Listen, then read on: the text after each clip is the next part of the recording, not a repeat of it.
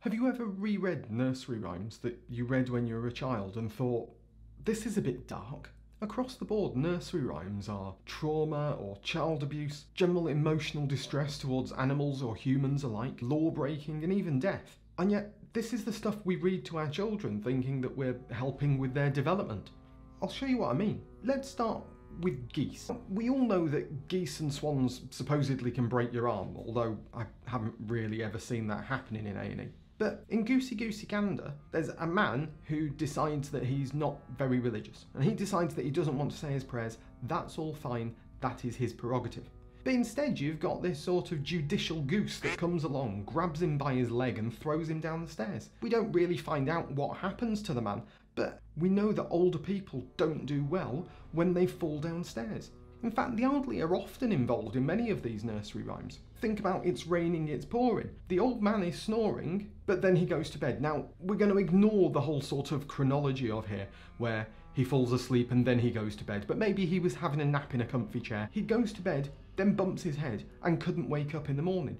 If patients are on blood thinners, such as warfarin, to stop their body forming clots, head injuries can cause bleeds going on inside the brain.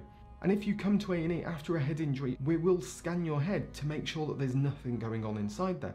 However, my second problem is, someone wrote about this nursery rhyme. To me, that suggests that someone came in, saw the man bump his head, he couldn't get up, and they went, meh.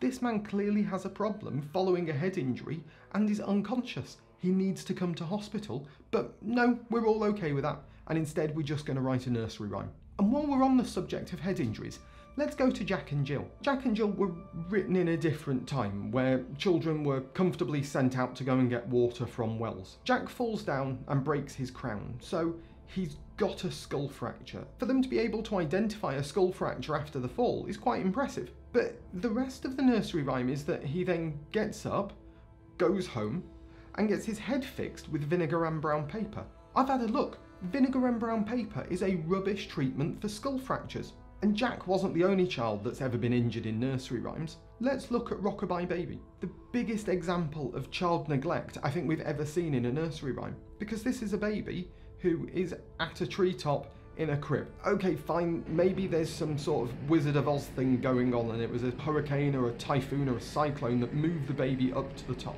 But still, you'd hope that some part of this nursery rhyme was a group of people trying to at least get the baby down, rather than just wait for it to become windy enough that the baby fell as well as the cradle. And it's not just falls and head injuries that are littered throughout nursery rhymes. Little Jack Horner, hungry little boy, wants to have a piece of pie. And instead of just eating it, he sticks his thumb in. If this is typical pie, the ones that have just come straight out of the oven, the insides are liquid hot magma. So for him to stick his thumb into the pie would just give him significant burns to his hand. That kid's gonna need some proper first aid, and maybe even a plastic surgeon. Next up, we've got general tales of abuse. 3 blind mice have already got enough to deal with, but they're getting on with life. Apart from they accidentally walk through the area where a farmer's wife is, and she decides we're gonna go for some amputations with a big old carving knife. Not okay. And our final one has to be 10 in the bed. The best example of no one actually learning by doing. 10 in the bed, little one says, roll over.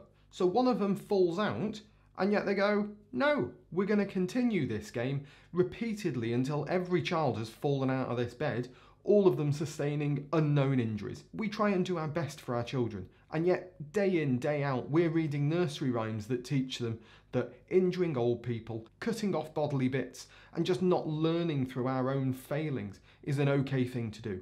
I think nursery rhymes should be banned.